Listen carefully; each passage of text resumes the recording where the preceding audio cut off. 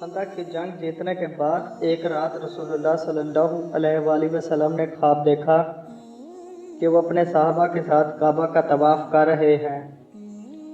اس dream کو پورا کرنے کے لیے آپ صلی اللہ علیہ وآلہ وسلم 1500 صحابہ کے ساتھ مکہ کی طرف روانہ ہوئے، لیکن مکہ والوں نے ان کا راستہ روک لیا۔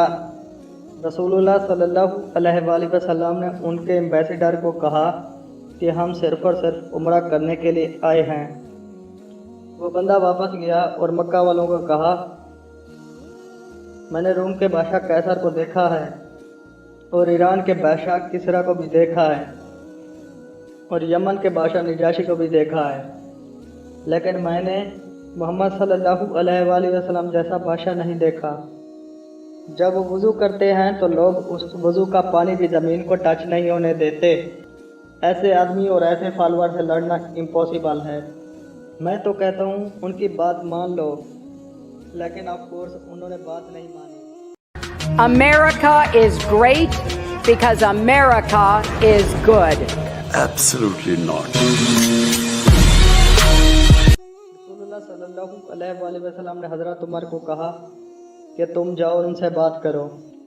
انہوں نے کہا، میرا کوئی بھی رشتہ دار اتنا سٹرانگ نہیں ہے جو مکہ میں میری پروٹیکشن کر سکے۔ حضرت عمر نے کہا کہ آپ عثمان کو بھیجیں۔ حضرت عثمان کا تعلق بنو امیہ سے تھا اور بنو امیہ قریش کی سب سے مالدار اور سٹرانگسٹ فیملی تھی۔ حضرت عثمان نیگوشیٹ کرنے مکہ گئے، لیکن اس میں ان کے کافی دن گزر گئے، جس کی وجہ سے مسلمانوں میں یہ افواہ پھیل گئی کہ حضرت عثمان کو شہید کر دیا گیا ہے، اور اس زمانے میں ایمبیسیڈر کو کل کرنا اعلان جنگ جیسا تھا۔ اس افواہ کی وجہ سے سارے صحابہ درخت کے نیچے جمع ہوئے جس کا نام رضوان تھا۔ رسول اللہ صلی اللہ علیہ وآلہ وسلم کے ہاتھ پر بیعت لی کہ ہم سب مر جائیں گے لیکن عثمان کے خون کا بدلہ ضرور لیں گے۔ But that was all of miss understanding. حضرت عثمان واپس آ گئے، لیکن یہاں سے مکہ والوں کو ایک سٹرانگ سگنل مل گیا کہ اب یہ لوگ پیچھے ہٹنے والے نہیں ہیں۔ اتنی ٹینس سچویشن اور کنفیوژن میں آخرکار مسلمانوں اور کافروں کے درمیان ایک ایگریمنٹ سائن ہوا۔ نمبر 1، مسلمان اس سال نہیں بلکہ اگلے سال عمرہ کرنے آئیں گے۔ نمبر 2، 10 سال تک مسلمانوں اور مکہ والوں کے درمیان کوئی جنگ نہیں ہوگی۔ نمبر 3، اگر مدینہ سے کوئی شخص اسلام چھوڑ کر مکہ جائے تو اسے واپس کر دیا جائے گا، اور اگر کوئی شخص مدینہ سے اسلام قبول کر کے مکہ آئے گا تو اسے واپس نہیں کیا جائے گا۔ کسی بھی صحابی کو یہ ایگریمنٹ پسند نہیں آیا، لیکن رسول اللہ صلی اللہ علیہ وآلہ وسلم نے اس ایگریمنٹ پر مہر لگا دی۔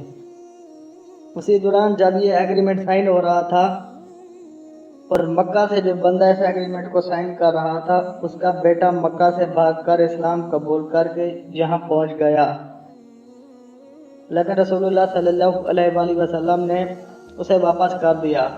وہ صحابی ابو جندہ روتا رہا، چیختا رہا کہ مجھے ان ظالموں کے پاس واپس نہ بھیجو، لیکن a due is a due۔ اس کو واپس کر دیا گیا۔ کافی لوگ ایسے آتے رہے اور واپس کر دیے گئے۔ ابو بصیر آپ کے پاس آیا، آپ نے اسے بھی واپس کر دیا، لیکن وہ کسی طرح بھاگ کر مکہ اور مدینہ دونوں کو چھوڑ کر ان دا مڈل آف ایرا یہاں آباد ہو گیا۔ آہستہ آہستہ لوگ مکہ سے مدینہ جاتے اور ان کو واپس کر دیا جاتا، لیکن وہ مکہ جانے کی بجائے ادھر ابو بصیر کے ساتھ رہنے لگے، اور یہاں آہستہ آہستہ ایک ٹاؤن آباد ہو گیا، اور اس کی لوکیشن اتنی پرفیکٹ تھی کہ یہ مکہ اور شام کے درمیان جو ٹریڈ کا راستہ تھا بالکل اسی کے پاس آباد تھا۔ تو ڈونڈوں نے آہستہ آہستہ مکہ والوں سے اپنا بدلہ لینا شروع کر دیا اور مکہ والوں کا قافلہ لوٹنے لگے۔ اسی ابو بصیر ٹون کی وجہ سے مکہ والوں کا ملین اور بلین کا نقصان ہوا۔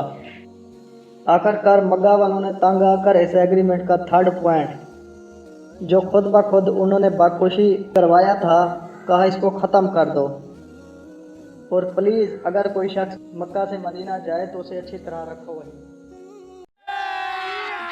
ابھی مزہ آئے گا نا بھیڑو۔